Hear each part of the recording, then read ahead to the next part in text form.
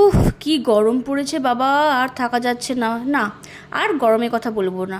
কাল চলে গেছিলাম এই মিষ্টি মেয়েটার, মিঠি ওর নাম, ওর হ্যাপি বার্থডেতে।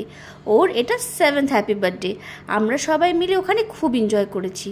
আর ওর এই প্রোগ্রামটা পুরো ছাদে অ্যারেঞ্জ করা হয়েছিল, চারোদিকে ফ্যান দিয়ে দিয়েছিল।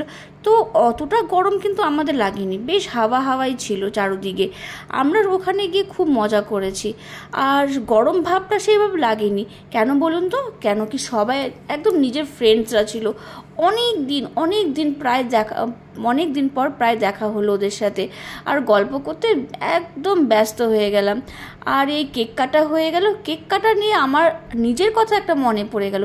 আমি ছোটোবেলায় যখন আর কেক কাটতাম, আর পেছন থেকে কেউ যদি সব বেলুনগুলো ফাটিয়ে দিত, আমি প্রচণ্ডভাবে কান্না করতাম, আর খুব খারাপ লাগতো। কিন্তু এখন আর ওসব ভেবে খুব হাসি পায়। তারপরে কেক কাটার পর চলে আসলো কেক, ইয়েস, বার্থডে কেক সবার জন্য।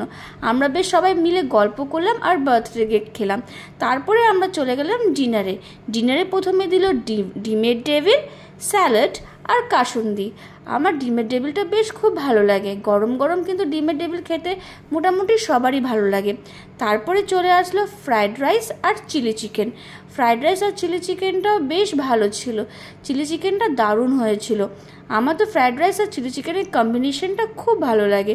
এটা খাওয়ার পর চলে আসলো চাটনি। কিন্তু একটা কি হয়ে গেল, চাটনির পর পাঁপড় না দিয়ে দিয়ে দিল রসগোল্লা। এ বাবা, এখন আমি ভাবলাম এটা কি করে খাবো, কিন্তু তারপরে দেখলাম এসে দিয়ে গেল পাঁপড়। তো চাটনি পাঁপড়ের সাথে খেয়ে তারপরে রসগোল্লা খেলাম, তারপরে আইসক্রিম আর পান মশলা।